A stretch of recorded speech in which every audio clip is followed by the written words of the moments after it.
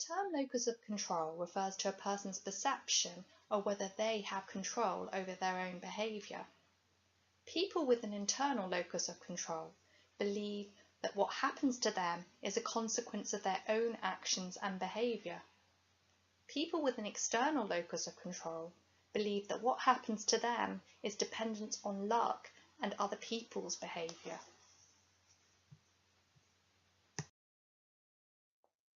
This scenario shows two different people's responses to failing a driving test.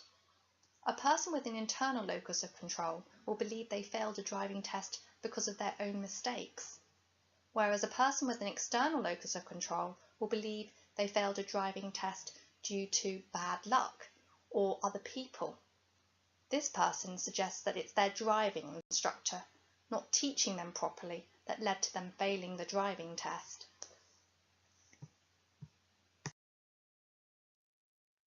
A person with an internal locus of control is more likely to be a leader. They have their own opinions and they actively think about their behaviour.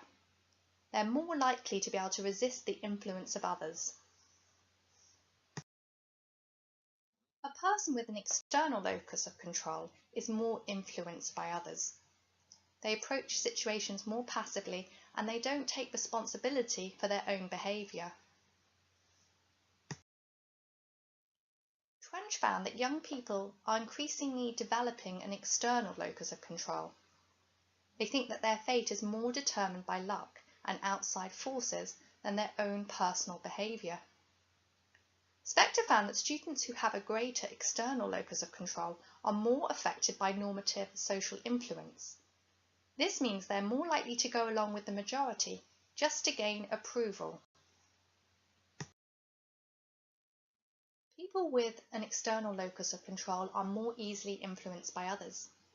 Teenagers with an external locus of control are more likely to adopt behaviours that they don't necessarily agree with, but just to fit in. If they develop a more internal locus of control, then they'll be less easily influenced by others. Research shows that people with a strong internal locus of control are less easily coerced into doing things by others.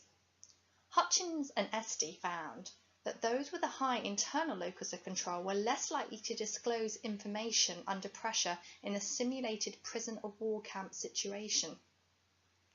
In this scenario, a person's being asked to give up information, but because they have an internal locus of control, they are unwilling to do so.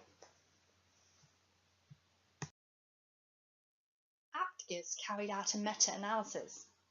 They brought together a number of different studies looking at locus of control and concluded that people who had high scores for external locus of control were more easily persuaded, more easily influenced, and more conforming.